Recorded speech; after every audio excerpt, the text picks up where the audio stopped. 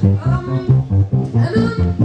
of all, we would really like to encourage people to dance and have fun, but maybe not show off your moves that you learned at the Eat Vegan Fight Bloody tent, but more like hugging and really nice dancing and going completely crazy. And also just to show you that we really care about you, we're gonna do a warm-up. So for the warm-up, first let's just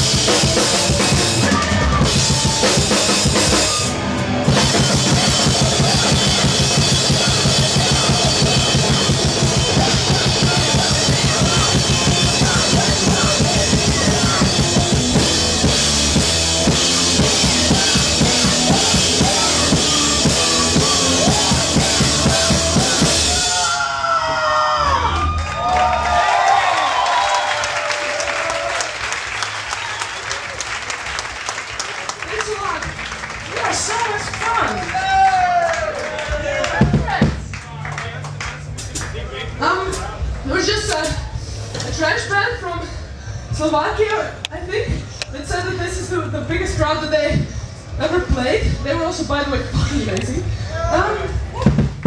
Well, I mean, for us, it's like it's pretty scary, to be honest. I've peed my pants already twice while I'm on this stage. Seriously. But okay, now we are going to say something serious. And it's about girls in hardcore, because walking around the terrain, I don't know. Personally, I feel quite comfortable, and I wouldn't say, like, from looking here, I would say there are for sure many more guys than girls, because I think like there are shitloads of girls here and shitloads of guys, but it's maybe more about the attitude. Like, for example, there are shirts for sale that say supporting girls in hardcore. It makes me feel a bit like I'm going extinct. It's a bit like, you know, women and children first. It's like, am I some kind of like baby? Do I need diapers? Do I need somebody to take care of me because I can't take care of myself? No! Fuck that shit! Same as demonstrations. People go like, oh police! Don't use violence! There's women and children! Well, I beat myself twice on stage, like I said. As if guys being beaten up is okay. What the fuck is that about? But I just thought it's more like about, you know, maybe more about the attitude, because for example, if I'm in the pit, then yeah, I see like 10 guys and 3 girls, and then I think like, whoa, okay, this is a bit weird. And then I start thinking like, why is this? And it's about some kind of like, yeah, I don't know, these normalities that we have like in everyday life, in this bigger society, that we anyway, if we don't want to, we take into this small society that we're trying to build that should be much better. Namely, you know, like these presumptions of what is manly and what is girly, and all this kind of stuff. Hey, beer for me! I'm looking for some beer! Very important message. Trying to have a serious talk here. Hello? Somebody there. Okay. I will finish my talk, then I will get back to you and your beer. So that's why the next song we're going to play, it's about breaking down the barriers of being feminine or masculine, about being having. Jesus Christ, what the fuck is this? Okay, somebody get this girl. Anyway, so the song is about breaking down the barriers between masculine and feminine, and not saying like, hey, I am 100% girl, 100% boy, we're all our own genders, and yeah, basically, We're the wolf gender. Yeah, exactly, and just create whatever you want, just do whatever you want to, and not thinking about like what is feminine, what is masculine. If I today wear long pants and a blue shirt, does that make me less girly? Fuck that shit.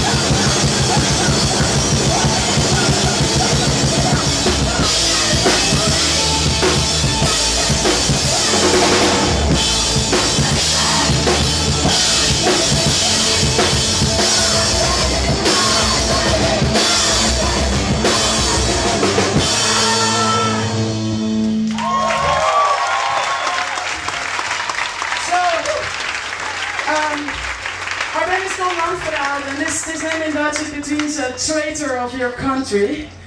Something like high treason. Which we are highly support. Because fuck nationalism, fuck the nation state, fuck this stupid construction that's just there and causing a lot of sorrow, a lot of pain, a lot of oppression. There's so many examples of how the nation states fucks up our life. If we begin with immigration policy, which is an important topic to us in Holland, it's quite crazy, it's quite repressive, as in many other countries. And there's people spending months and months in prison only because they don't have the right papers. They're in worse circumstances than any other prison. They have no security whatsoever. They don't know when they're gonna come out. They don't know nothing about their situation. And this is something you can't do that to anybody. It should not be done to anybody only because he or she is of a certain nationality being fucking locked up. It's sick. And this is just a start of a whole process of immigration repression, of immigration controls that starts at the borders of the EU, and there's even more fucked up shit going on there out of our sight. There's boats of migrants who are being pushed outside of the European territorial waters, their boats being destroyed outside of these territorial waters so they can't come back. And of course a lot of people die. We as European Union, we have border debts. I don't know if you realize what that means, but we're protecting our countries and we're willing to kill. And that is something to me, it's incomprehensible. There's European Union sponsored immigration camps in Libya with European Union sponsored body bags. This is true. And this is so sick to me. And that's one of the things that the nation states does. And this is a very big story. But there's also smaller stories. Like my sister, she has a Kurdish boyfriend. And they had a kid together and she came to me like, you know, I don't know which surname to give my kid. Because if I'm gonna give this kid the Kurdish surname of my boyfriend, his future is fucked in Holland. He's gonna have a better future when he has the Dutch surname. And this has become normality in Holland. And that's so fucking sick and fucked up. And the last song was about how we should all invent a new national holiday. And this new national holiday is called Burn Your Passport Day. And we will reclaim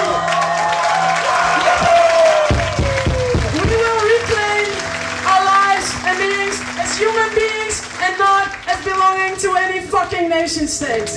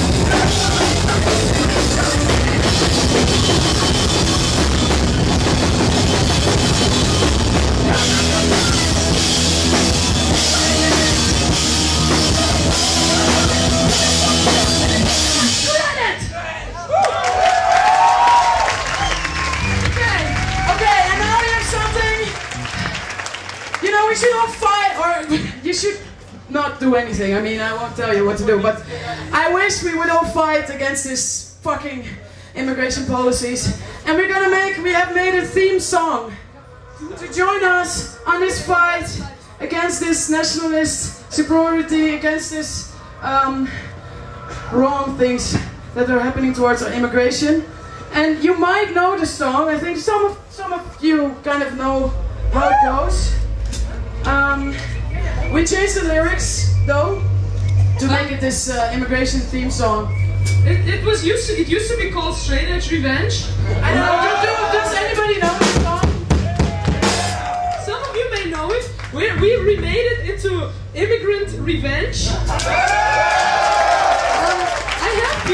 have here some leaflets with the lyrics if someone doesn't see the lyrics. And I already gave some leaflets before to people, so maybe these people should come up front because they already had some time to study the lyrics.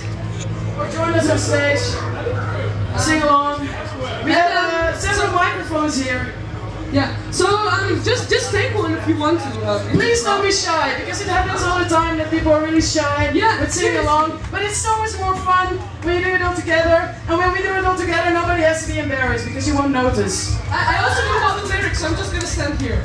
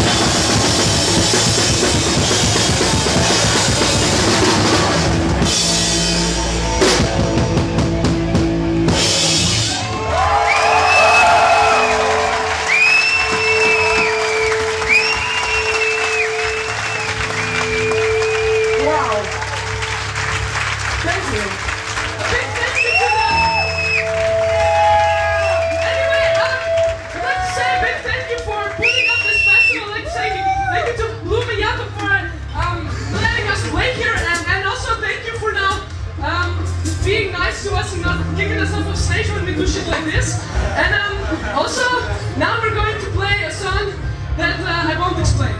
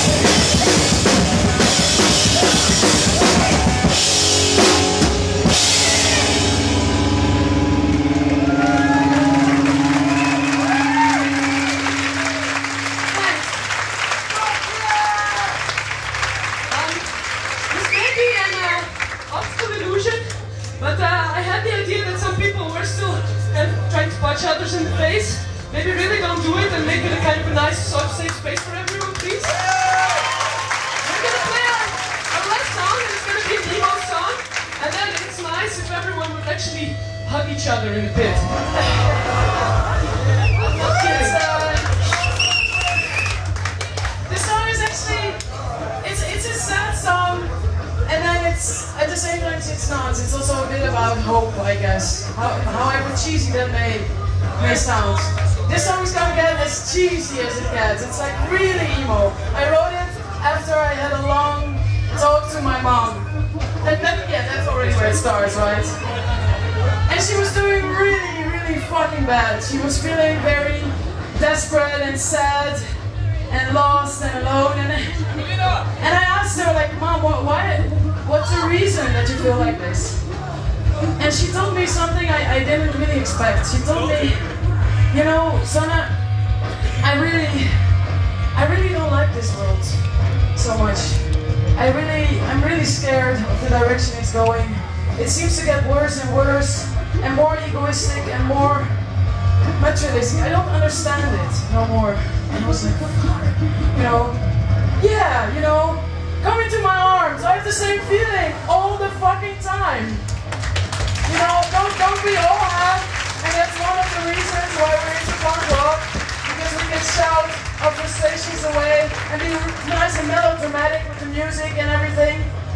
Will you not reach between my legs? It's a bit uncomfortable, especially when I'm telling this story. And so, and then she was like, I was like, yeah, I understand, you know, I feel you. It's so nice to be connected that way with your mother. And then she said, no, you don't understand. We really thought in the 60s when she was active and squatting and being an activist and protesting war and all that shit that hippies did, she said, we really thought we were going to change stuff. We thought we were so close. We thought it would be less materialistic, less egoistic in the future.